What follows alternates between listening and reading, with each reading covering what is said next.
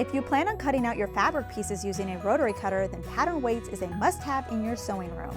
While these can be purchased at your local fabric store, you can also make your own, and it's a great way to use fabric scraps.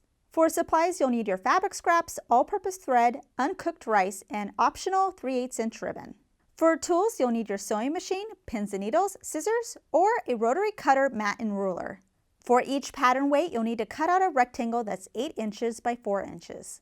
Cut a piece of your ribbon 2 inches in length. Fold the ribbon in half and pin it to one of the 4-inch sides 1 inch down from the edge. The raw edge of the ribbon should line up with the raw edge of the fabric. Fold the 8-inch side in half, right sides together, and pin 2 of the raw sides together. Sew a 1/4 inch seam allowance on the 2 pinned edges. Don't forget to backstitch. Clip off the corner without cutting your stitches. Turn it right side out. To get the triangle shape, pull the sides so that the seam falls in the center. And then fill with rice. Turn the top raw edge 1/4 inch to the inside and pin. When you can't put any more rice inside, then it's time to sew our opening closed. To sew the top edge closed, I'm going to be doing a slip stitch, and you can see I'm using a contrasting color so it's a little bit easier to see, but you definitely want to do this with a matching color thread.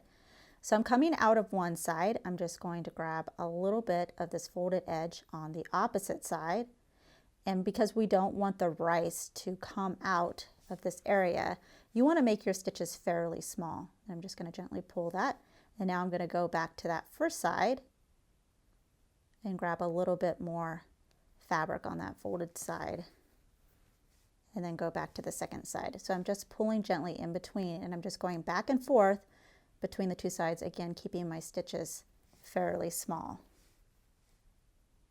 And that's how easy it is to make your own pattern weight. Plus it'll be cuter than anything you can buy. With the added loop, you can either hang your weights on organizing hooks or use a ribbon to hold them all together when not in use. Just repeat the process until you have the number of pattern weights that you need.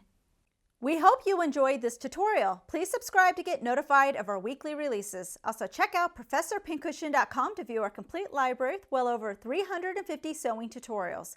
If you would like to directly support us, you can check out our Patreon campaign and earn some exclusive perks. Thanks for watching.